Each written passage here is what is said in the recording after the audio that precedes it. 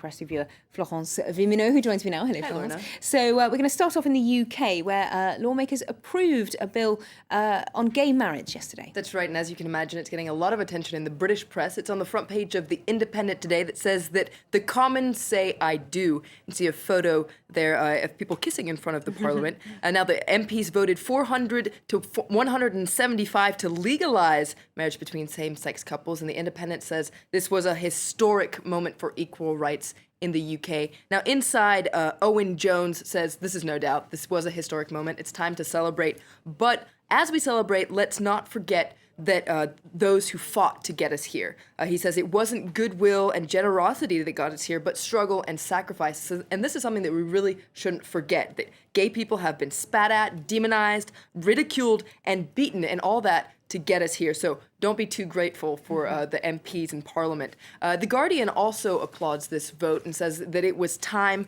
for this change to happen. And it has very harsh words for the members of the Tory party who voted against it. It says that these people were on the wrong side of history. And it also points out that this is pretty bad news for Prime Minister David Cameron because it's clear that there's a big divide within the party on this issue. So if it doesn't put his position as leader at risk, it does cast a bad image of the party and the party's credibility ahead of the election in 2015. Two left-wing papers there very pleased with that vote. But moving on to another story now. Iranian President Mahmoud Ahmadinejad is in Egypt.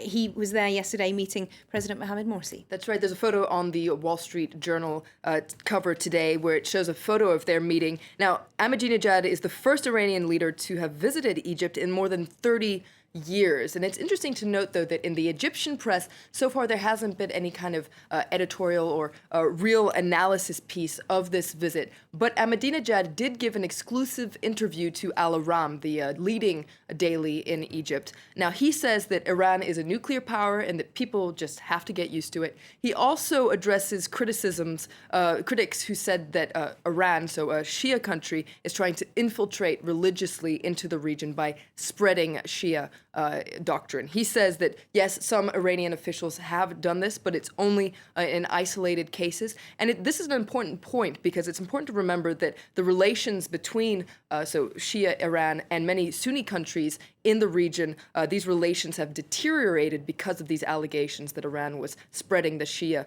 doctrine. For instance, in some cases like Morocco, diplomatic ties were actually suspended. So it's a very touchy subject that he addresses in Al Aram.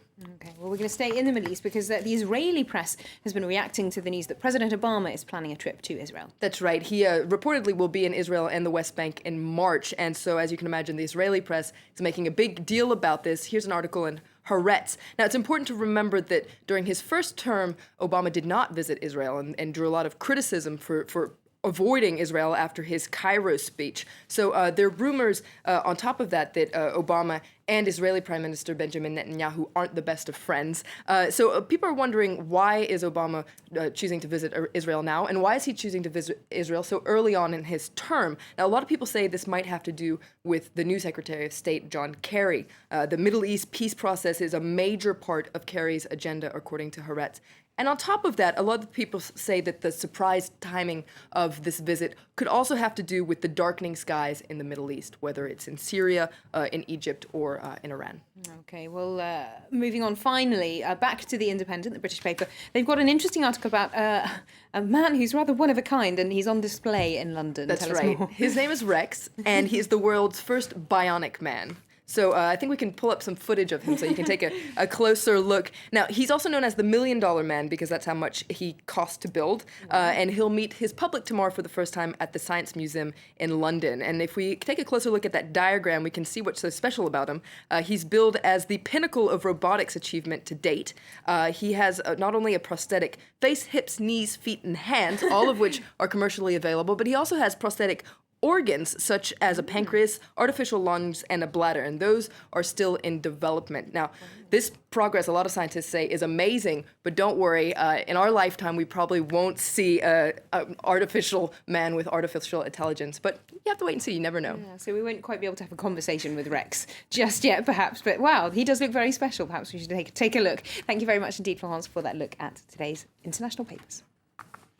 Well, still to come here on Live from Paris, business news, and the Japanese stock market is at its highest level since 2008. Matthew Warren will be here to tell us what's behind all that optimism. That and the rest of the day's business news coming up after the break.